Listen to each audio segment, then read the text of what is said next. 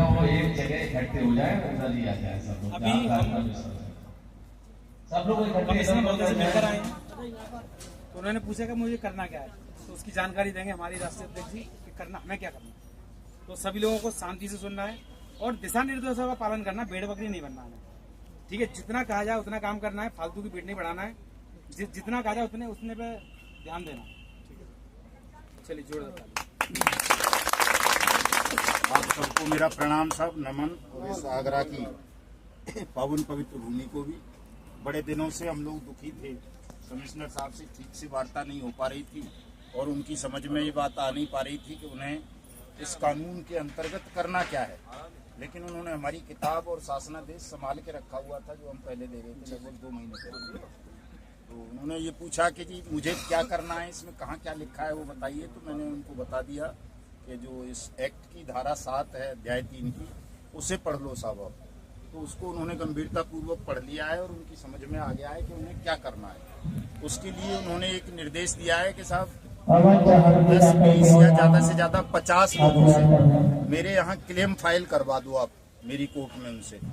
तो ऐसे 50 साथी तैयार कर लो साहब जो अलग अलग कंपनी वाले हों, संगठन के पदाधिकारी। हाँ, और हमारे संगठन के वो पदाधिकारी हों। तो जो क्लेम फाइल होगा उसमें क्लेम वैसे तो बना ही रखा है हमने, उसमें 2 रुपये का एक रेवेन्यू टिकट और लगता है, वो लगा लेना। और उसमें अपना नाम भरना है सबसे पहले, तो जो निवेशक है वो अपने पिता या पति का नाम भरना है, अपनी एज लिखनी है, अपना एड्रेस लिखना है और अपना कॉन्टैक्ट नंबर देना है।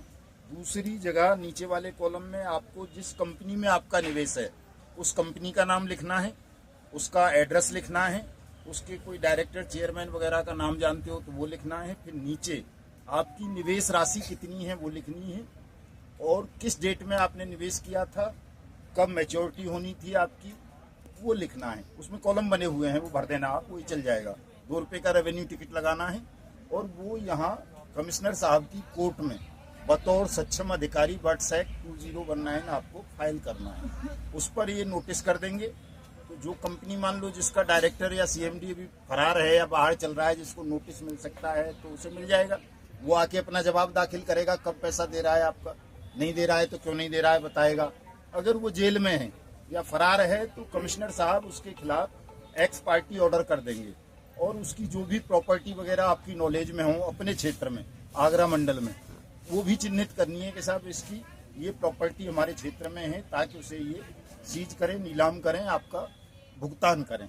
ये प्रक्रिया आपको सबको अपनानी है। ये उन्होंने स्वीकार कर लिया, मान लिया, पढ़ लिया है, एक्ट में लिखा हुआ है ऐसा ही। और मान लो कोई ठग कंपनी या क्रेडिट कोऑपरेटिव सोसाइटी इनके एक्स पार्टी आदेश के बाद आपका भुगतान नहीं करती है तो वो हाई कोर्ट चली जाएगी, सुप्रीम कोर्ट चली जाएगी, जहाँ भी उसको जाना है वहाँ जाएगी।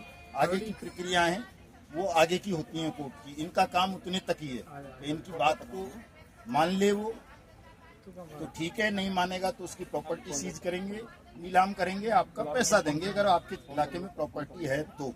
नहीं है कहीं दूसरी जगह है मान लो, तो वहाँ के डीएम को या कमिश्नर को ये लेटर भेजेंगे कि भाई मेरे यहाँ भी इतने विक्टिम हैं इस कंपनी के, तो अगर आपके यहाँ है, आपने नीलाम कर रखी है ज़मीन या कोई पैसा जमा है, तो इतना पैसा मुझे रिलीज किया जाए ताकि मैं अपने आवेदकों का दे सकूं पैसा।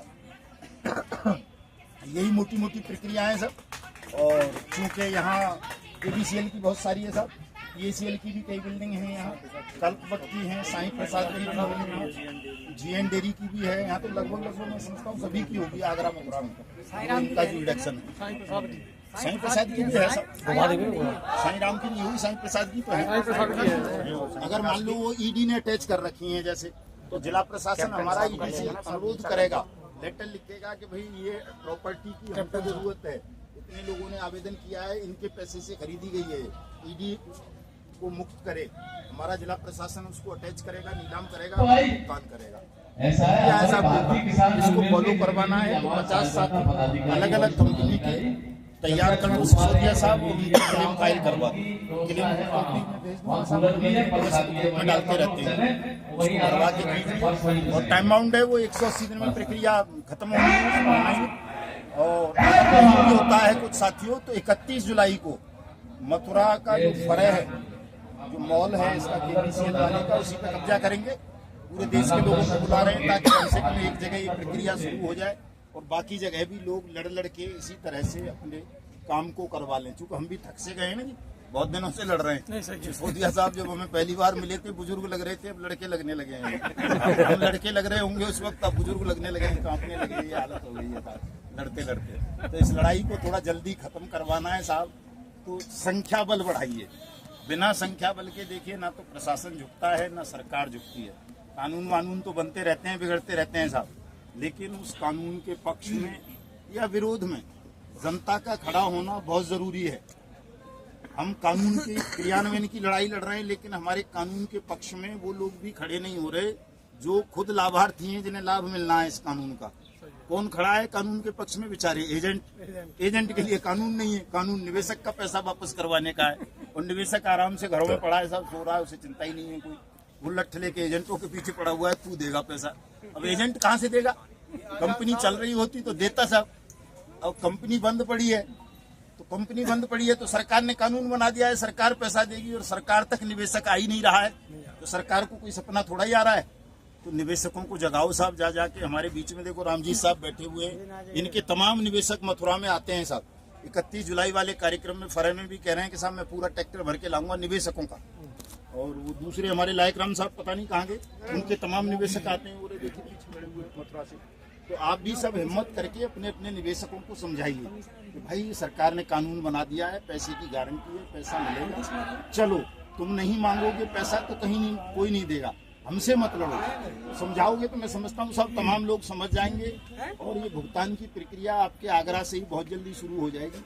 आपके कमिश्नर साहब बढ़िया आदमी, अनुभवी आदमी, मथुरा में डीएम भी रहे हैं, तो इनको पता भी है तमाम चीजें। तो काम हो जाए तो बहुत अच्छी बात है सब, शुरुआत हो जाए एक बढ़िया।